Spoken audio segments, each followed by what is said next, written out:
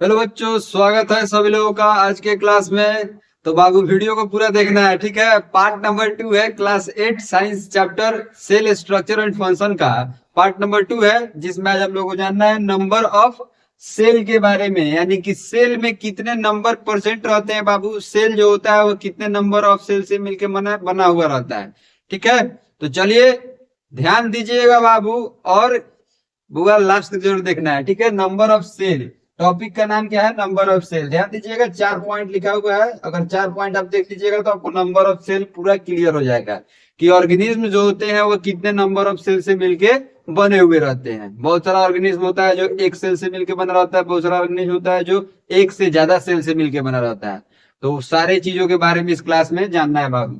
सबसे पहले का पॉइंट क्या लिखा हुआ, organism are made of only a single cell are called unicellular organism. बोल रहा है कि वैसा ऑर्गेनिज्म जो केवल एक सेल से मिलके बना रहता है उसको क्या बोलते हैं बुआ, तो यूनिसेलुलर ऑर्गेनिज्म बोला जाता है। क्या बोला जाता है, यूनिसेलुलर ऑर्गेनिज्म। याद रखिएगा सीनियर क्लासेस में ये चैप्टर आप लोगों को बहुत विस्तार से पढ़ना है, अगले क्लास में ही 9th क्लास में ही पढ़ना है। एग्जाम्पल क्या हो गया, अमीबा हो गया एंड पारामेशियम हो गया। अमीबा और पारामेशियम हुआ यूनिसेलुलर का एग्जाम्पल हो गया, ठीक है।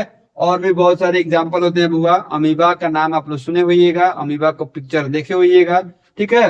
अब ध्यान दीजिएगा दूसरा number point, organism made up of more than one cell are called multicellular organism. बोल रहा है कि वैसा ऑर्गेनिज्म जो एक से ज्यादा सेल से मिलके बनता है उसको क्या बोलते हैं, मल्टी सेलुलर ऑर्गेनिज्म बोला जाता है। एग्जाम्पल में क्या हो गया बाबू, तो ह्यूमंस हो गए, काऊ हो गए, जितने भी मल्टी सेलुलर ऑर्गेनिज्म मतलब ह्यूमंस होते हैं, जितने भी ह्यूमंस होते हैं सारे मल्टी सेलुलर होते हैं, जितने भी काऊ होते हैं सारे मल्टी सेलुलर होते हैं, जितने भी एनिमल्स मतलब इस धरती में प्रेजेंट है सारा मल्टी सेलुलर ऑर्गेनिज्म होता है, ठीक है। ईटीसी यहाँ पे लिखा हुआ है, ये चीज आप लोगों को ध्यान देना है। अब यहाँ पे दो चीज आप लोगों को अभी तक हम बताए हैं कि एक सेल से जो मिलके बना रहता है ऑर्गेनिज्म उसको यूनिसेलुलर कहते हैं, जो एक से ज्यादा सेल से मिलके बना रहता है उसको मल्टीसेलुलर कहा जाता है। दोनों का एग्जांपल भी आप लोगों को बताए हैं कि यूनिसेलुलर का एग्जांपल क्या हो गया, अमीबा और पारामेशियम। मल्टीसेलुलर का एग्जांपल क्या हो गया, तो ह्यूमंस, काऊ, ऑक्स, टाइगर, लायन, एलिफेंट, ठीक है। बहुत सारा एग्जाम्पल होता है।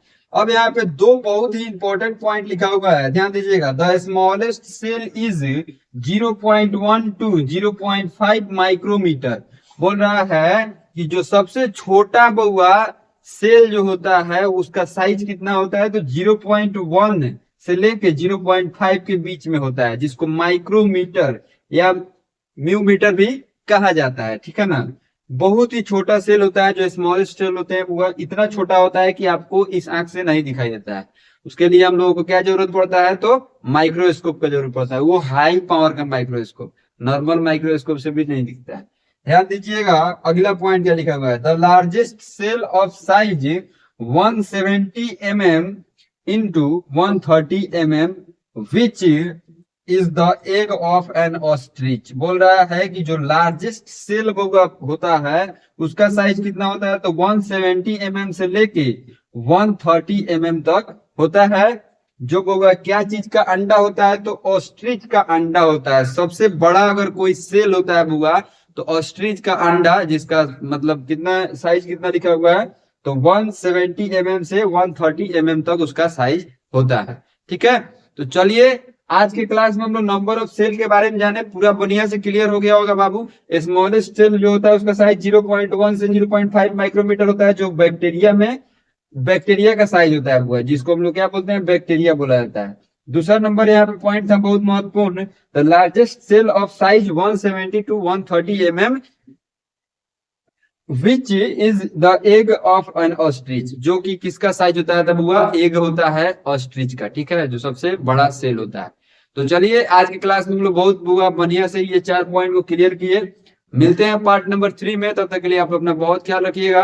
और बाबू वीडियो कैसा लग रहा है इसको कमेंट जरूर बताना है, और कोई दिक्कत परेशानी हो तो जरूर पूछ लेना है, ठीक है। और अगले पार्ट में मिलते हैं, तब तक के लिए आप लोगों ने बहुत ख्याल रखिएगा बाबू, और वीडियो को लाइक करके ही जाइएगा बाबू, ठीक है ना। बहुत रिक्वेस्ट है आप लोगों से बाबू। Bye bye.